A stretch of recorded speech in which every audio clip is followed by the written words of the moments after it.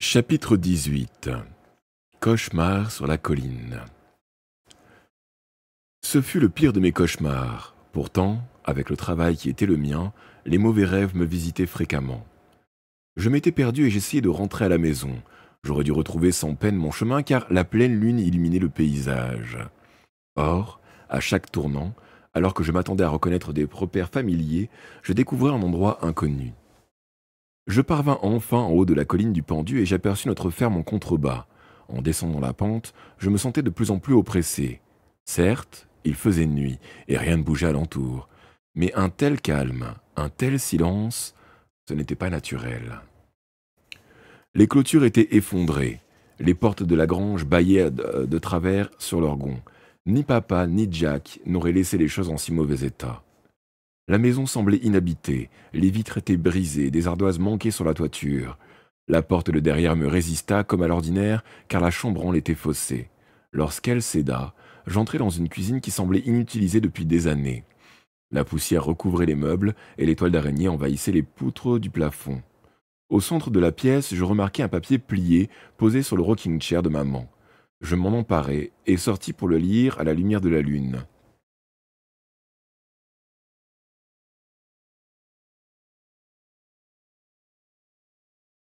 Les tombes de ton père, de Jack, d'Ellie et de Marie sont au sommet de la colline du Pendu.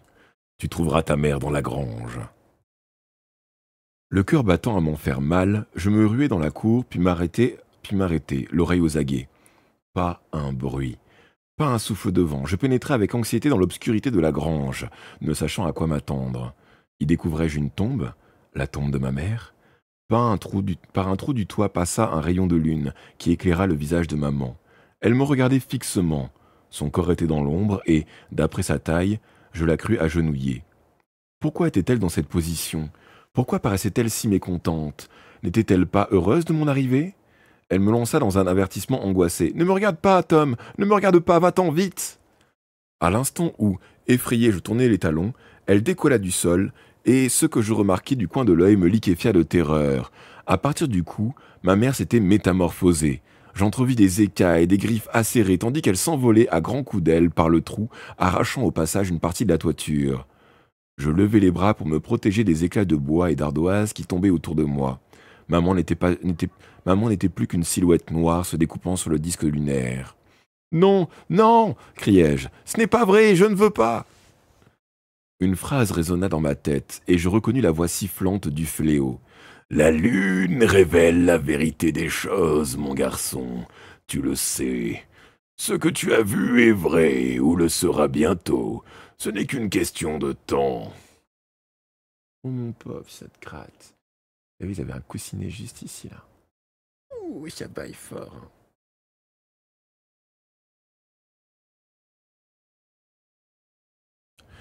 Je sentis une main me secouer et j'émergeai de mon rêve, trempé d'une sueur glacée.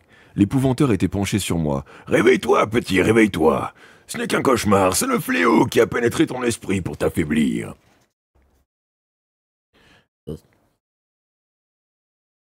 Non, du tout.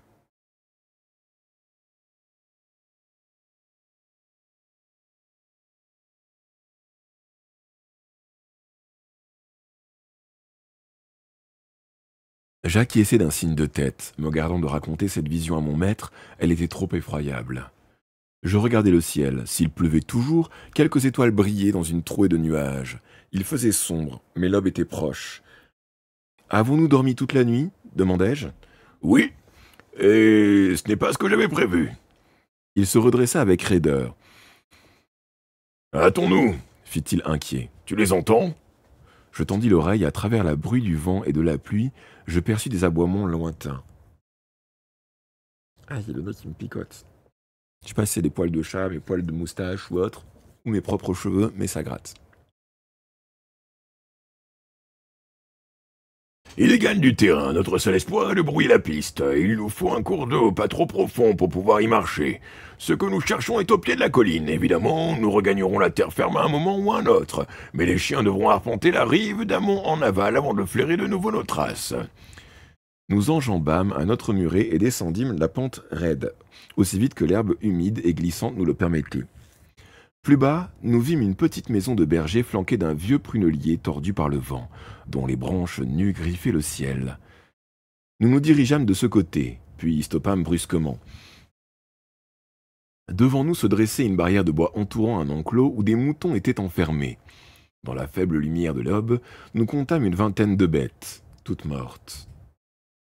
« Je n'aime pas ça !» souffla l'épouvanteur. Je partageais ce sentiment. Soudain, je réalisais qu'il ne parlait pas du massacre des moutons. Il observait la maison, derrière l'enclos. « Et coucou Spirolis, comment vas-tu » D'une voix très basse, presque un murmure, il ajouta « Nous arrivons probablement trop tard. Il est toutefois de notre devoir de vérifier. » Sur ce, il s'avança, la main serrée sur son bâton. Je lui emboîtai le pas. En longeant la barrière, je jetai un coup d'œil sur le cadavre le plus proche. Des traînées de sang poissaient le corps laineux. Si ce massacre était l'œuvre du fléau, la créature s'était largement abreuvée. Quelle pouvait être sa puissance dorénavant? La porte était grande ouverte et l'épouvanteur entra sans hésiter. À peine avait-il franchi le seuil qu'il s'arrêta net, le souffle court. M'immobilisant moi aussi, je suivis son regard. À la lueur vacillante d'une chandelle, je distinguai au fond de la pièce une forme sombre, que je pris d'abord pour l'ombre du berger. Mais c'était trop dense pour être une ombre. Cette silhouette, adossée contre le mur, brandissait un bâton dans un geste de menace. Il m'eût fallu quelques secondes pour comprendre. Mes genoux se mirent alors à trembler, et je crus que mon cœur remontait dans ma gorge. Sur ce qui restait du visage du berger, on lisait un mélange de colère et d'épouvante. Sa bouche sanglante s'ouvrait sur des dents cassées. L'homme était aplati, pressé contre la paroi, incrusté dans la pierre. Le fléau était passé. Mon maître fit un pas, un autre. Je me risquai derrière lui jusqu'à découvrir dans sa totalité la vision de cauchemar qui nous attendait. Un berceau avait été fracassé contre le mur. Une couverture et un petit drap ensanglanté traînaient par terre. On ne voyait pas trace du bébé. L'épouvanteur s'avança, souleva la couverture avec précaution, puis m'interdisant d'un geste d'approcher, la laissa retomber avec un gémissement. Moi, je venais de repérer la mère de l'enfant. Elle gisait sur le plancher, en partie dissimulée par un rocking-chair. Elle tenait dans sa main droite une aiguille à tricoter. Une pelote de laine avait roulé dans l'âtre au milieu des braises refroidies. La porte menant à la cuisine était ouverte. Un frisson d'effroi me parcourut. Quelque chose s'y tenait tapi. À peine avais-je formulé cette pensée dans ma tête que la température chuta. Le fléau était encore là. Paniqué, je faillis prendre la fuite, mais l'épouvanteur ne bougeait pas. Je ne pouvais pas le laisser seul. La chandelle s'éteignit soudain. Comme mouchés par les doigts invisibles, nous plongeons dans une demi-obscurité. Des profondeurs de la cuisine, une voix s'éleva. Une voix qui résonna dans l'air et courut sur le carrelage de sorte qu'elle vibra sous mes pieds. « Salut, vieille carne! Content que tu sois là. Je te cherchais et je savais que tu n'étais pas loin. »« Eh bien, tu m'as trouvé !» répondit l'épouvantaire d'un ton las en s'appuyant lourdement sur son bâton. « Tu as toujours été fouineur, hein, vieille carne? Mais tu as fouiné une fois de trop. Regarde bien, je vais tuer le garçon devant toi, puis ce sera ton tour. » Une main m'empoigna et me lança contre le mur avec une telle violence que le choc me coupa la respiration. Puis j'eus la sensation qu'on m'écrasait et je crus que mes côtes allaient se briser. Le pire, c'était l'effroyable pression sur mon front. Je songeais au visage du berger incrusté dans la pierre et une terreur sans nom s'empara de moi. Impossible de remuer, de respirer. Un voile noir tomba devant mes yeux. La dernière image dont j'eus conscience fut celle de l'épouvanteur se ruant vers la porte de la cuisine, le bâton brandi. Quelqu'un me secouait doucement. Je soulevai les paupières et vis mon maître penché sur moi. « Ça va, petit ?» me demanda-t-il avec inquiétude. Je fis signe que oui. J'étais étendu sur le carrelage. Chaque respiration était douloureuse. Cependant, je respirais. J'étais vivant. « Voyons si tu tiens sur tes jambes. » Avec son aide, je parvins à me remettre debout. « Peux-tu marcher ?» Je risquai un pas. Je n'étais guère solide, mais oui, je pouvais marcher. « C'est bien !»« Vous m'avez sauvé, merci. » L'épouvanteur secoua la tête. « Oh, je n'y suis pour rien, petit. Le fléau a brusquement disparu, comme s'il obéissait à un appel. Il a escaladé la colline, ombre noire occultant les étoiles. » Il désigna le désordre macabre qui régnait dans la pièce. « Un drame atroce s'est déroulé ici. Il nous faut fuir, protégeons d'abord nos vies. Nous devrions réussir à échapper à l'inquisiteur, mais tant que cette fille nous suivra, le fléau sera sans cesse à proximité, gagnant chaque jour en puissance. Rejoignons Esham au plus vite et tâchons de nous débarrasser une fois pour toutes de ce démon. C'est sûr, hein. Nous quittâmes la maison du berger. Nous escaladâmes encore quelques murets avant d'entendre encore un clapotis d'eau. Mon maître avait presque retrouvé son allure d'antan. Le sommeil lui avait fait du bien. C'était à mon tour de peiner, mal en point comme je l'étais, chargé de nos sacs.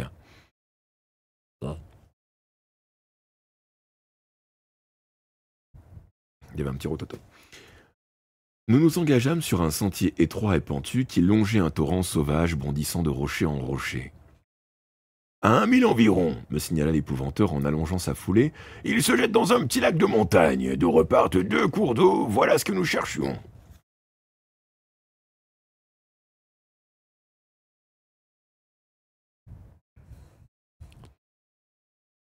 Il pleuvait plus fort que jamais, et le sol était traître sous nos pieds.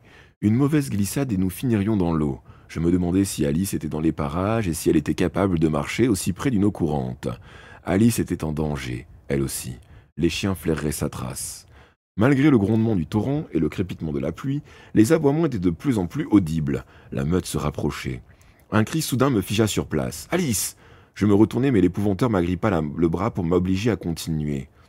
« Nous ne pouvons rien faire, petit, rien du tout, marche, ne traînons pas !» J'obéis, m'efforçant d'ignorer les bruits venant de la pente au-dessus de nous, des appels, des voix rudes, encore des cris. Puis peu à peu le calme revint. Seul le bruit de l'eau emplissait le silence. Le ciel s'éclaircissait et à la faible lueur de l'aube, je discernais entre les arbres une pâle étendue d'eau. J'avais le cœur lourd à la pensée de ce qui attendait Alice. « Marche, petit !» me répéta l'épouvanteur. Une masse noire dévala alors le sentier derrière nous. On aurait dit un animal, un gros chien. C'était trop bête. Nous étions presque arrivés au lac et au ruisseau. Encore 10 minutes et les molosses perdaient nos traces. Pourtant, à mon grand étonnement, mon maître ne pressa pas l'allure. Il ralentit même. Puis il s'arrêta et me poussa sur le bord du sentier. Je crus qu'il était à bout de force, auquel cas nous étions perdus.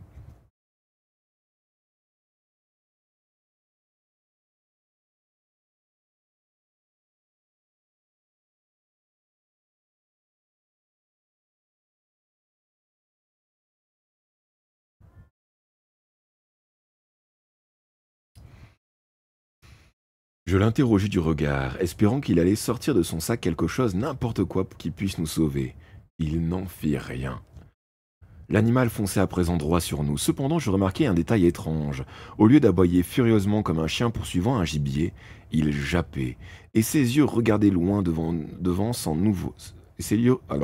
Il jappait et ses yeux regardaient loin devant sans nous voir. Il passa si près que j'aurais pu le toucher. « Manifestement, cet animal est terrifié !» nota l'épouvanteur. « Et regarde, en voilà un autre !» Le deuxième chien nous frôla, la queue entre les jambes. 2 autres surgirent, puis un 5e. Aucun de nous ne s'intéressa à nous. Il filait ventre à terre sur la pente boueuse. « Que leur arrive-t-il » demandai-je. « Oh, nous le saurons sûrement bientôt !» dit mon maître. « Continuons. » La pluie cessa comme nous atteignions le lac. Il était assez vaste et calme, sauf à l'endroit où le torrent s'y déversait avec fracas. Nous restâmes un instant à contempler la cascade, qui charriait les brindilles, des feuilles, parfois de grosses branches. Soudain, un objet volumineux heurta l'eau dans une gerbe. Soudain, un objet lumineux. Pardon. Ça fait du bruit, c'est horrible. Je suis né qui me rate. Soudain, un objet volumineux heurta l'eau dans une gerbe d'écume blanche. Il s'enfonça avant de réapparaître à 30 pas de là et à se mettre à dériver. Ça ressemblait à un corps humain. Alice ? Je me ruai vers la berge, mais l'épouvanteur me retint par l'épaule. « Ce n'est pas la fille, fit-il doucement. C'est trop grand. D'ailleurs, tout porte à croire qu'elle a appelé le fléau, sinon pourquoi nous aurait-il laissé tranquille à tout à coup? Avec le fléau près d'elle, elle se sera sortie sans peine de toute embûche. Gagnons l'autre rive pour n'avoir le cœur net. » Nous longeâmes le pourtour du lac. Quelques minutes plus tard, nous étions sur la berge ouest, sous un majestueux sycomore, les pieds dans une épaisse...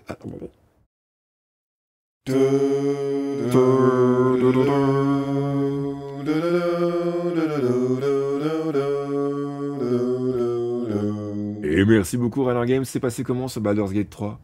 T'as bien avancé comme tu le souhaitais? Aujourd'hui, j'avais pas lancé ta chaîne, tiens. Qu'est-ce que c'est que ce travail, monsieur? Alors attends. Il faut que j'ouvre une autre chaîne maintenant. Enfin, parce que du coup, c'était pas la tienne, mais. Non. J'ai eu peur, j'ai vu quelqu'un dans un vaisseau spatial, je me suis dit, ça se trouve, c'est Star Citizen. Enfin, c'est pas Star Citizen, c'est Starfield, et c'est Star Citizen, pardon. Non, ça je garde, on va ouvrir cette chaîne-là peut-être. Non, celle-ci. Voilà. Et à l'acte 3, je sais même pas si j'ai passé l'acte 1, du coup, de mon côté. Je pense pas. Je suis encore dans la zone avec les druides au début, là. Merci en tout cas pour le raid. Bienvenue, donc on est en train de lire le livre. Hop, celui-ci. La malédiction de l'épouvanteur de Joseph Dillany. Et on continue tranquillement.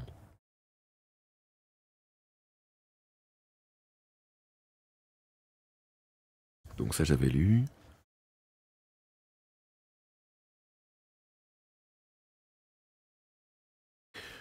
Nous longeâmes le pourtour du lac. Quelques minutes plus tard, nous étions sur la berge ouest, sous un majestueux sycomore, les pieds dans une épaisse couche de feuilles mortes.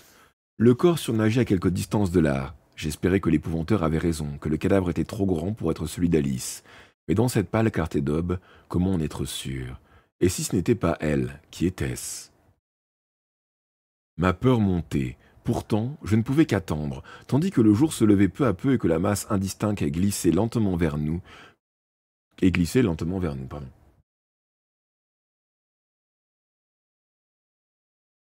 D'accord. Bon bah j'ai pas passé l'acte 1 encore. Comme quoi il me reste encore beaucoup à faire.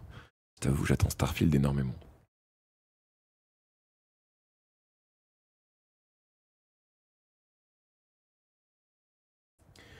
Puis les nuages s'écartèrent et un rayon de lune de lumière nous permit, sans l'ombre d'un doute, d'identifier le mort. C'était l'inquisiteur. Il flottait sur le dos et seul son visage émergeait de l'eau. Sa bouche grande ouverte et ses yeux écarquillés exprimaient une totale épouvante. À en juger par sa face blême, il avait été vidé de son sang jusqu'à la dernière goutte. De son vivant, il a noyé bien les innocents, commenta l'épouvanteur. Des malheureux sans défense qui avaient trimé toute leur vie, qui avaient droit à une vieillesse paisible et au respect d'autrui. Maintenant c'est son tour, il n'a que ce qu'il méritait. Imposer l'épreuve de l'eau à une prétendue sorcière était une absurdité. J'étais pourtant obsédé par l'idée que l'inquisiteur flottait. Ce sont les coupables qui flottent. Les innocents, eux, coulent, comme avait coulé la malheureuse tante d'Alice. C'est Alice qui a fait ça, n'est-ce pas? L'épouvanteur hocha la tête. Oui, à ce qu'on dirait. En réalité, c'est l'œuvre du fléau. C'est la deuxième fois qu'elle sollicite son intervention. Son emprise sur elle s'est renforcée. À ce qu'elle voit. Et ce qu'elle voit, il le voit par ses yeux désormais. Je jetai un coup d'œil anxieux vers l'extrémité du lac, du côté du torrent, là où nous avions quitté le chemin. Ne devrions-nous pas reprendre la route? Demandai-je. Les hommes de l'inquisiteur ne vont-ils pas nous poursuivre? Sans doute, petit, s'il leur reste du souffle. Or, j'ai le sentiment qu'ils ne seront pas à l'attaque avant un bon moment. En fait, j'attends quelqu'un, et si je ne m'abuse, voilà cette personne. Je suivis son regard. Une frêle silhouette venait d'apparaître sur le sentier. Alice s'arrêta, fixa un moment la cascade, puis elle marcha dans notre direction. Mon maître me mit en garde. « Rappelle-toi, le fléau voit pas ses yeux.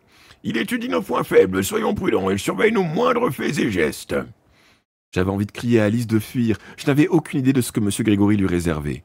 D'un autre côté, je découvrais soudain que cette Alice me terrifiait. Au fond de moi, toutefois, je savais que l'épouvanteur était son ultime espoir. Qui d'autre la délivrerait de l'emprise du fléau? Alice alla jusqu'à la rive pour observer le corps de l'inquisiteur. Je lus sur son visage un mélange de triomphe et d'effroi. « Regarde bien, » lança mon maître. « Examine ton œuvre de près. Es-tu contente de toi ?»« Je lui ai fait payer ses forfaits ?» déclara-t-elle d'une voix ferme. « Certes, mais toi, quel prix dois-tu payer? Tu appartiens plus que jamais à l'obscur. Rappelle le fléau une fois encore et tu seras définitivement perdu. » Alice ne rétorqua rien, et nous restâmes plusieurs minutes à fixer l'eau en silence.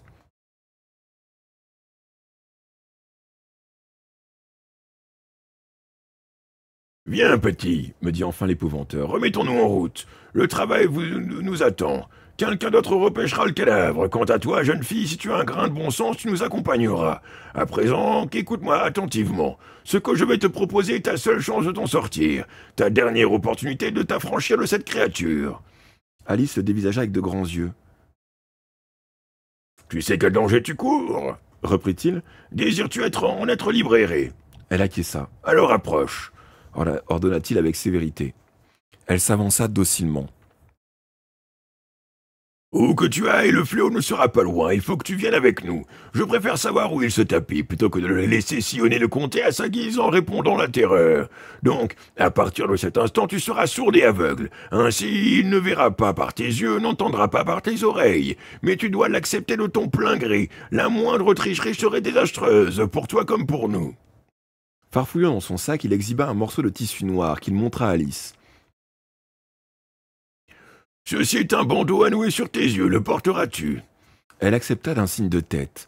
Elle tendit alors sa pomme ouverte. Quant à ces petites boules de cire, elles te boucheront les oreilles.